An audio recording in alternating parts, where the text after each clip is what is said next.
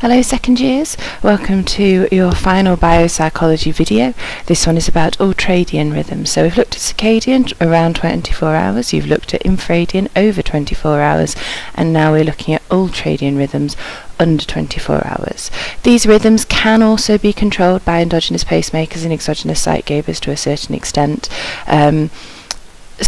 But you don't need to be aware of any of those. You just need to be aware of Ultradian rhythms, be able to give a definition of them, give some examples of them, apply your knowledge to novel stimulus, and to evaluate them. So let's get started. Anything that's under 24 hours, less than 24 hours, U for Ultradian, U for under. And two of the things that we're going to look at are the stages of sleep and the basic rest activity cycle. Now what's really, really important here is not to confuse the sleep-wake cycle with the stages of sleep. The sleep-wake cycle is over a period of 24 hours, so a circadian rhythm, you wake up, you go to sleep.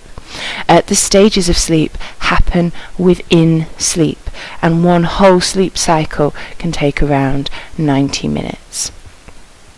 90 minutes to get into stage 5. Okay, so once you fall asleep, which you only would do 24 hours, we would hope, unless it's a particularly stressful week at college and it's a Saturday maybe. So it would happen within 24 hours. Whilst you were asleep, you would cycle through these stages of sleep. Okay, and we have from stage 1 to stage 4, and then we have something called REM, which is technically stage 5, and then we move back 4, 3, 2, 1, and that's how sleep cycles. And as you can see from here, there's an image, the one right in the middle of the two, and it's the idea that we're awake, then we go into stage 1, stage 2, stage 3, stage 4, it drops across for REM, and then we cycle back up and then cycle back down, so it's a big circle. Okay. In stage 1, we experience alpha and theta waves, particularly alpha waves to start with, and that's when we're moving from a period of alertness towards a period of more dreaminess and relaxation. So this is if you were doing mindfulness or meditation, particularly Buddhist monks, for example, or people who are master meditators. They spend a lot of their period of time within alpha waves.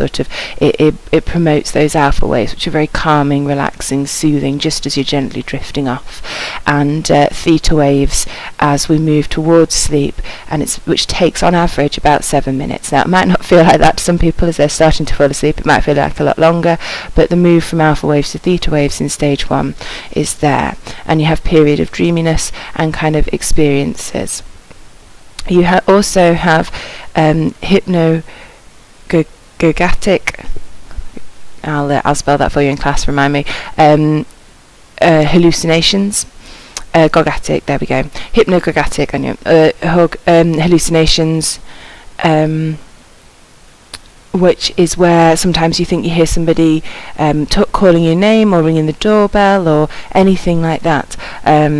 And you sort of wake up a bit to hear it. So it's a bit like, it's not necessarily dreaming, but it's hallucinations. The other thing that happens around here is you get that experience, and as you can see in stage 1 in the top picture, of falling. So you know when you fall and suddenly jerk awake, that falling is like the feeling of you experiencing moving from alpha to theta waves.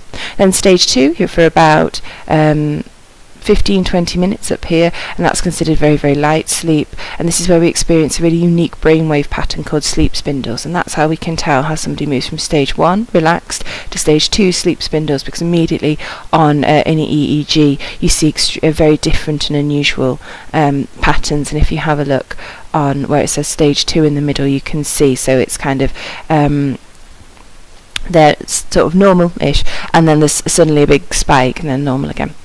And body temperature and heart rate both lower at this point. So everything's slowing down and relaxing. Stage 3 is where we get something called deep, slow brain waves, so called delta waves. And that's how you're getting into deeper sleep. And then finally we call stage 4 delta sleep, because you experience delta waves, so slow wave sleep moving into delta sleep, which you experience for 15 minutes each, so 30 minutes sort of altogether. And this is where things like bedwetting and sleepwalking happen, particularly in young children, but of course technically at any age.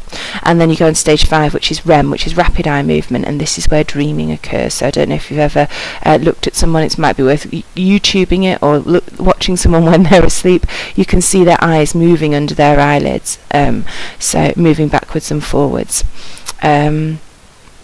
And this is a very different stage to all the other stages. All the other stages, you're gradually falling down to a more and more relaxed state, deeper and deeper sleep, less and less happening. What happens here is your breathing increases and your brain activity increases as well, so because of the dreaming occurring. And this is called paradoxical sleep, because the muscles are all relaxed, but the brain, and so the muscles themselves don't move, and this is part of the process, so you are paralysed. So if you feel like you can't move, wake up and you can't move, it could be because you've woken up to point in REM sleep, because the body creates a hormone which suppresses the ability to transmit movement information from the brain to the muscles. So from the neck downwards, you're technically paralysed temporarily. So the muscles can't move, they're relaxed, but the body and the brain, so everything else within the body apart from movement, is much more active. And the reason that you're paralysed is to keep you safe. Otherwise you'd start acting out your dreams, which wouldn't be very good.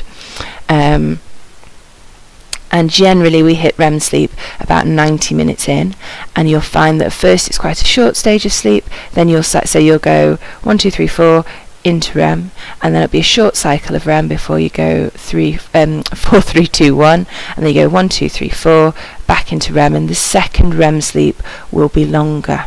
Okay.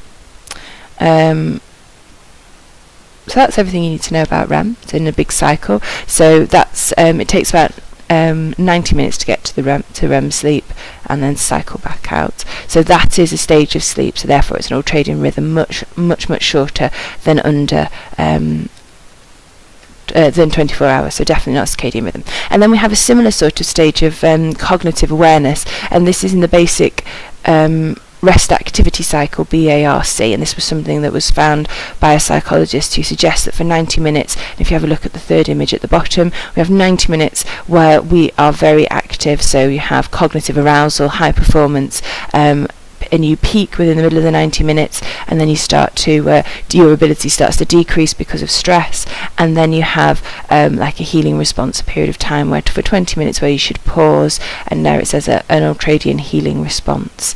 So really all of our lessons, technically, if this is correct, the basic rest activity cycle should only be 90 minutes long with a 20-minute break. Again, if you want to use the science to talk to Matt, I would highly support that. So the basic rest sleep cycle is 90 minutes of cognitive arousal and awareness, peaking in the middle with high performance, and then going back down, stress starting to affect it, till finally get to the end of the 90 minutes and you need a 20-minute rest cycle, and then the process starts all over again. 20-minute rest cycle, 90 minutes high performance, 20-minute rest cycle. Okay, so that's a piece of research that was found as well, and that happens when we're awake, and it could mirror it. So as you can see, if you have a look just here, we've got the stages of sleep. So this is infradian rhythms that happen within a 24-hour cycle. So you've got cycling through the sleep stages, 1, 2, 3, 4 REM, 4, 3, 2, 1, and then when they wake up optimistically at 7 o'clock and are wide awake, we have a 90-minute cycle. So 90 minutes of awareness, 20-minute rest needed, 90 minutes of awareness. So you can see that's across the whole thing. Apologies, it's not perfectly clear. Okay, there are some links, and I will put them underneath the video as well, so there is a very, very famous piece of research supporting research, and this was Demet and Klitschman, who did some very famous research on REM sleep and looking at whether it was that dreams occurred in REM sleep. So they were one of the first to kind of use the EEG brain scans as well, which you can talk about because of course you know all about those. High temporal validity, low spatial validity. So the sample was 9 people. It was mixed, male to female, but there were more males than females in it. I think there were about 2 females, and all the rest were males. It was in a lab where they were invited into essentially what would be considered a sleep clinic today. They were asked to go to sleep, invited to live normal lives in the day, apart from to avoid stimulants like or depressants like coffee and alcohol. And then they were invited into a room, and they went to bed as normal to sleep through the night. They were rigged up to 8 EEGs, and their brain activity was measured. And it was found that REM sleep is predominantly associated with dreaming, although not exclusively. So there are other dreams can be had at other points in sleep, but the majority of your dreams are had in REM sleep. So there we go, supporting the idea that there were the stages as well. Stages because there's a period of time that's REM sleep, but obviously there must be a period of time when there are other stages as well, which they did observe. So that 90-minute cycle, that ultradian rhythm, is supported.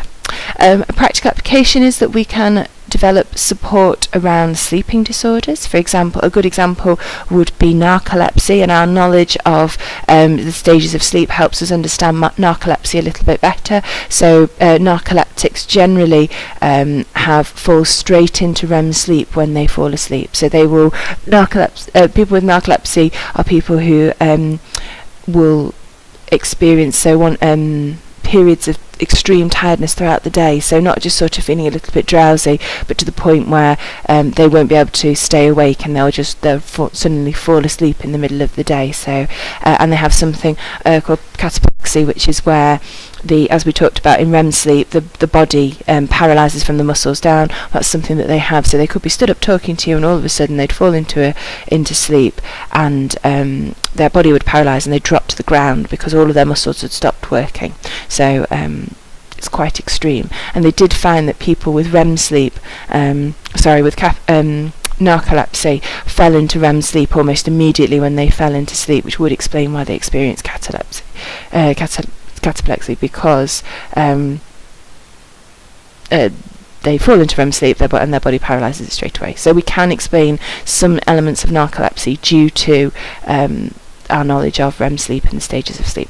And there's no cure for narcolepsy, however there are medications that can support with narcolepsy, a few different things that you can take. And also they just encourage you to have what they call clean sleep, which is making the sleep, and sleep hygiene, which is about making the room as suitable as possible at night, because they do have quite disrupted sleep at night, as conducive as possible to sleep. So no phones, no electronics, all those different things. Very, very dark room at night, natural light in the day. And if you have a look here at the picture, you can see the top person is someone without narcolepsy, who you go through the stages of sleep all the way through from about I can't see the time. What is that? About 9 o'clock. Are they suggesting they go to bed? Maybe 10 o'clock, and then they would wake up at about 8 o'clock. So they've shifted it slightly back. Somebody who hasn't got quite such an early work time as the last person who woke up at 7 and was immediately awake. So that period of time. And then, whereas if you have a look down at that, down below, that's somebody who has narcolepsy's brain scan. Well, as you can see, they are going through periods of sleep. In the day, their brain is experiencing the different stages of sleep as well. And as you can imagine, if you look at it, they are asleep. They do fall into chunks of sleep quite a lot.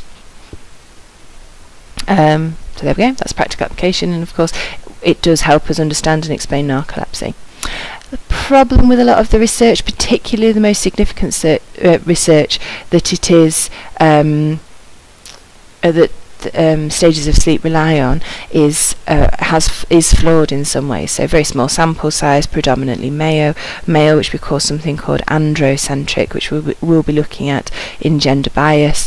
You can talk about the strengths and the weaknesses of EEGs. It is something that is replicable, so people have been able to study other people since and identify these stages of sleep. And that's it. So you could talk about lots and lots of different things, and do remember, of course, to link it back to why it's a problem. If the research is flawed, why is that a problem? There is also conflicting or contrasting evidence or alternative suggestions to the basic rest activity cycle that we talked about. So Newbohr here in 1995 got 60 test subjects together and tested them every 10 minutes over 9 hours with little cognitive tests, so looking at sentence verification tasks, so looking at sentence and identifying if that was in fact a correct sentence.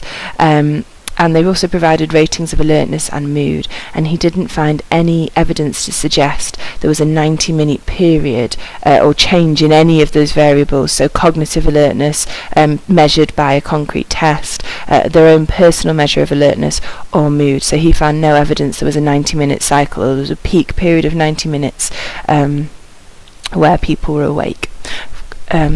So that challenges the idea that there is a basic rest activity cycle. So I think if we, you don't have to draw conclusions, but if you did, generally there's quite a lot of research to support ultradian rhythms as a state in the stages of sleep. However, less to support that when we're conscious, there is a circadian, an ultradian rhythm that we all have. So there's not necessarily, there would be individual differences in how our awareness and our activity, our brain activity, works within the day. And that's it. Well done for surviving biopsychology. And I will we'll have a look at that in your last lesson. Thank you.